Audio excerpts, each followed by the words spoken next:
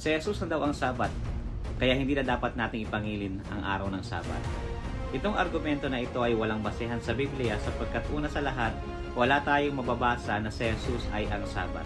Bagkus makikita natin sa Mark chapter 2 verse 28 na si Jesus ang Panginoon ng Sabat. Sa madaling salita, ang araw na ito ay Lord's Day sapagkat maging sa Exodus chapter 20 verse 10, binabanggit na ito ay Sabat sa Panginoon mong Diyos. Totoo na mayroong binabanggit sa Matthew chapter 11 verse 28 hanggang 30 na si Jesus ang kapahingahan o makakasumpong ka ng kapahingahan kay Jesus. Ang kahulugan din ng Sabat, isa sa mga kahulugan nito ay kapahingahan, pero hindi ito sinasabi na ang ikapitong araw ng Sabat ay wala na at lumipas na. Bagkus sa Matthew chapter 5 verse 17 hanggang 19, makikita natin doon na si Jesus ay hindi na parito upang alisin ang kautusan, kundi upang ito ay ganapin. Sa madaling salita,